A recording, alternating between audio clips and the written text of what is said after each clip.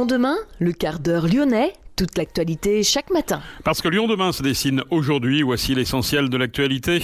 En ce jeudi, nous sommes le 17 décembre. La colère des policiers ne faiblit pas. Nouvelle manifestation hier après-midi près de la préfecture. Des employés de Grid Solutions entament une grève de la faim pour sauver leur emploi. Jean Castex a détaillé hier la stratégie vaccinale française. La lente décrue des patients Covid+ hospitalisés se poursuit dans le département du Rhône. Les derniers chiffres dans ce quart d'heure lyonnais. Le président du Citral, Bruno Bernard, doit présenter aujourd'hui son plan de mandat. Un investissement de 2,5 milliards d'euros est annoncé. Bruno Bernard doit lever le voile sur 10 projets structurants aujourd'hui. À Rieux-la-Pape, dans le quartier de Crépieux, Habitat et Humanisme a ouvert un centre d'hébergement d'urgence dédié aux mères isolées. Explication dans le courant de cette édition. L'Olympique lyonnais a dû se résoudre à partager les points avec Brest après un match nul 2-2 hier soir. Lyon demain, le quart d'heure lyonnais, toute l'actualité chaque matin. Gérald de Bouchon. Bonjour à tous et bienvenue dans ce quart d'heure lyonnais. Une nouvelle manifestation a eu lieu hier après-midi devant la préfecture. À l'appel des syndicats Alliance et Synergie Officiers, une centaine de demandes de rupture conventionnelle auraient été collectées par le syndicat Alliance dans le Rhône après les propos du président de la République. Il y a des policiers violents, de la violence dans notre société, avait lancé Emmanuel Macron. Ce dernier annonçait vouloir lutter davantage contre les contrôles aux faciès avec le lancement en janvier d'une plateforme nationale de signalement des discriminations. Alliance s'y oppose. 10 employés de Grid Solutions entament une grève de la faim pour sauver leur emploi. Un plan social prévoit la suppression de 285 postes dans cette filiale de General Electric. Une pétition de soutien aux grévistes a dépassé déjà les 800 participants.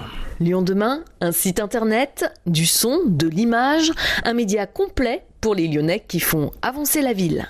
Le Premier ministre Jean Castex a détaillé hier la stratégie vaccinale française.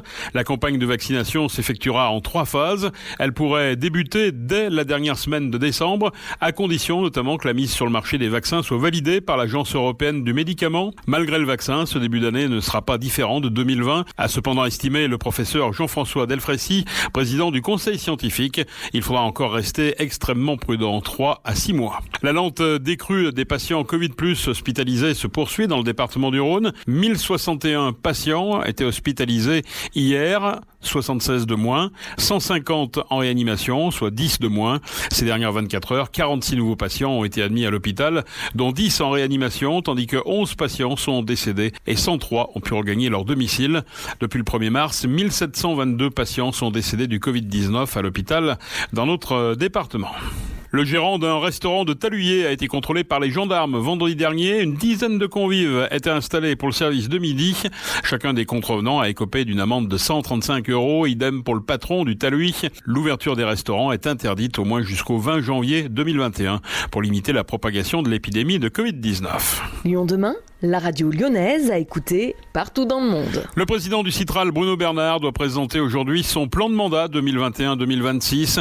Un investissement de 2,5 milliards d'euros est annoncé. Il lèvera le voile sur 10 projets structurants, dont 6 doivent être réalisés au cours du mandat. Lors de la campagne des métropolitaines, Bruno Bernard avait avancé plusieurs pistes. La création de nouvelles lignes de tramway, notamment entre Bellecour et Lapardieu. Les écologistes avaient aussi présenté des projets de téléphérique pour relier notamment Francheville, Sainte-Foy-les-Lyons et Lyon-Centre. En ce qui concerne le métro, le Citral décidera des projets retenus d'ici 2 ans, après un débat citoyen.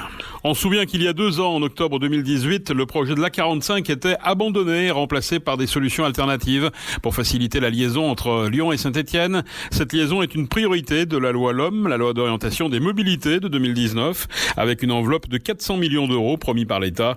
Le préfet de région, Pascal Mayos, lance une enquête afin de connaître les besoins de déplacement des habitants des 2 métropoles. En 2020, 40 millions d'euros ont déjà été investis sur plusieurs chantiers, notamment sur la RN 88, mais aussi du côté du ferroviaire. Le passage souterrain de la gare de Givors a été prolongé, des rails ont été changés sur le viaduc de la Mulatière et l'aiguillage a été renouvelé à Rive-de-Gier. L'objectif est surtout de moderniser la 47, la 72, la RN 88 et la RD 342 pour fluidifier le trafic et améliorer les conditions de sécurité. On parle toujours de mobilité avec la plateforme de covoiturage Blablacar qui lance un appel à la solidarité pour ces fêtes un peu particulières. Blablacar prévoit 1 million de covoitureurs en France, dont 150 000 en région Auvergne-Rhône-Alpes. La plateforme lance un appel aux conducteurs afin qu'ils partagent leur trajet et pour accompagner cette démarche d'entraide, la plateforme annonce que du 15 décembre au 3 janvier, pour chaque covoiturage réalisé, Blablacar verse 1 € à l'association partenaire choisie par le conducteur. Un conducteur soupçonné d'avoir renversé volontairement un cycliste grande rue de la Guillotière en novembre 2019 a pu être interpellé grâce à un tuyau recueilli par des enquêteurs du 9e arrondissement. Sérieusement blessé à la jambe, le cycliste avait subi 30 jours d'incapacité et avait déposé plainte. L'automobiliste l'avait renversé délibérément après une altercation verbale. L'enquête a rebondi récemment quand les policiers du 9e ont appris qu'un jeune homme habitant le 3e s'était vanté auprès d'un ami d'avoir renversé volontairement un cycliste. Le suspect a été placé en garde à vue. Confronté à la victime, qu'il a formellement reconnue, il a nié le caractère volontaire de l'accident. Il a été présenté en tout cas ce mercredi au parquet en vue d'une comparution immédiate. Lyon demain, Focus Association. C'est une maison cossue située à Rieux-la-Pape, sur le quartier de Crépieux. La bâtisse, qui appartient à une congrégation de bonnes sœurs, est occupée par Habitat Humanisme, qui a ouvert là un centre d'hébergement d'urgence dédié aux mères isolées. Femmes et enfants ont trouvé à se loger dans ce nouveau centre d'hébergement le temps de souffler avant de trouver des solutions plus pérennes. Betty Girard est responsable de la maison de Rieux. Nous l'avons rencontrée. Alors, c'est une maison qui a été mise à disposition vraiment très rapidement. Ça s'est fait en l'espace de 15 jours à la demande de la DDCS. Donc c'est une maison qui accueille uniquement des femmes avec enfants qui sont âgées aujourd'hui de 1 mois à 14 ans. Alors c'était dans le cadre du dispositif d'urgence à l'époque, en 2019. Cette maison finalement est pérennisée jusqu'à présent Alors malheureusement elle n'est pas pérennisée, on aurait beaucoup aimé qu'elle soit pérennisée. À ce jour elle sera ouverte jusqu'au mois de juin 2021. Alors quel type de public vous accueillez ici ? Alors tout type de public, on a autant des femmes qui sont victimes de violences conjugales ou intrafamiliaux. On a aussi beaucoup de familles qui arrivent de l'étranger. Alors là, vraiment, les pays, on a le Congo, on a les Comores, on a les pays d'Afrique. Enfin, c'est vraiment très large. Voilà, donc c'est assez... Il y a beaucoup de cultures différentes. Alors, géré par Habitat Humanisme, c'est ça ? Oui, tout à fait, par Habitat Humanisme. Quel est le quotidien ici de ces familles ? Le quotidien, c'est vraiment... si je peux dire ça comme ça, pour moi, c'est une grande famille. Les enfants, on voit le quotidien, ils se chamaillent comme des frères et sœurs. Les mamans s'entendent plutôt bien, sont très bienveillantes entre elles. Et je pense qu'on a cette chance-là, en tout cas, d'avoir une vraie solidarité entre elles. Il y a des conflits à certains moments comme partout, mais en tout cas le quotidien, c'est leurs journées, la plupart sont en bas au rez-de-chaussée où elles échangent entre elles et puis ça va être les courses qu'elles vont faire ensemble, le soir certaines mangent ensemble et puis vraiment c'est la vie quotidienne en fait. Qu'est-ce que vous leur proposez ? Parce que l'idée c'est quand même de les faire sortir de cette maison évidemment. Alors la difficulté avec le confinement, c'est qu'on a dû arrêter beaucoup d'animations et de choses qui étaient prévues pour les mamans. Il y a très peu de choses qui ont pu être faites, donc à l'heure actuelle c'est très compliqué en tout cas de pouvoir organiser des choses. Après avec Habitat Humanisme, on essaye quand même de mettre des choses en place, de s'adapter en tout cas, comme les repas qu'on a pu faire quand même cet été à l'extérieur. Il y a eu des sorties culturelles, il n'y en a eu pas beaucoup, mais en tout cas il y en a eu et c'est pas forcément toutes les mamans qui vont adhérer, mais voilà, on a des bénévoles qui viennent aussi pour les enfants, même pour les mamans, donc voilà, on essaye de proposer quelque chose d'assez important quand même. Quel accompagnement pour les faire sortir du dispositif ? Alors là, il s'agit vraiment d'un accompagnement global qui est fait en partenariat avec les travailleurs sociaux de secteur, mais vraiment l'accompagnement c'est les CMS, donc chargés de mission sociale, qui accompagnent vraiment dans la globalité. Au départ on pourrait très bien partir sur les demandes préfectorales pour avoir des titres de séjour et puis très rapidement on se rend compte qu'il y a d'autres problématiques qui viennent en ligne de compte, que ce sont au niveau parentalité, scolarité, il y a beaucoup de choses, ça peut être la santé aussi, donc là on s'adapte au fur et à mesure et on va très très loin dans l'accompagnement.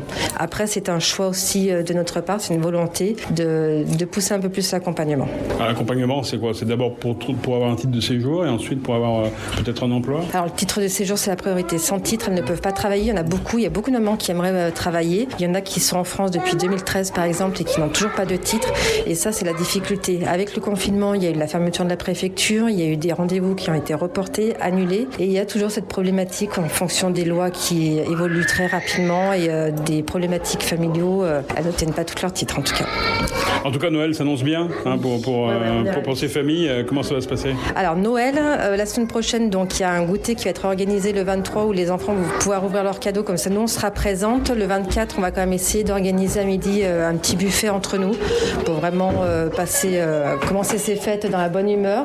Et puis voilà, il y a les vacances qui arrivent, donc ça va être des activités le plus possible en journée.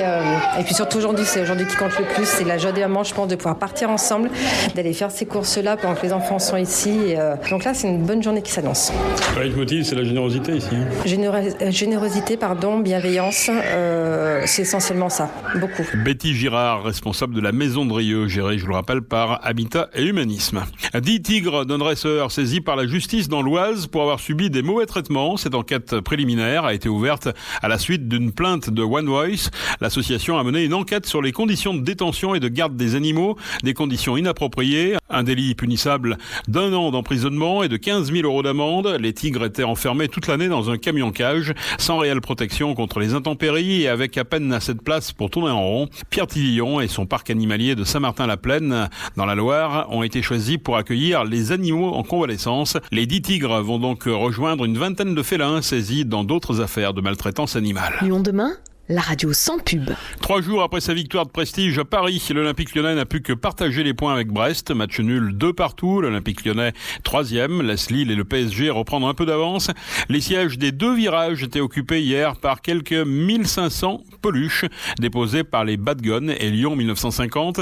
Les 2 principales associations de supporters lyonnais avaient en effet lancé une cagnotte en ligne qui a récolté plus de 20 000 €. Outre les 1500 peluches, 1000 livres du Petit Prince, des centaines de gros jouets et près de 3 000 € de cadeaux seront distribués aujourd'hui à 20 associations à destination des enfants. Notez que de leur côté, les Verts ont retrouvé le chemin de la victoire en Ligue 1 hier soir à Bordeaux en s'imposant 2-1. La Saint-Etienne est 14e. En basket, l'Asvel crée l'exploit face à Tel Aviv en s'imposant 84-81 après 3 défaites de rang à l'extérieur. L'Asvel a remporté son 4e succès de la saison en Euroleague.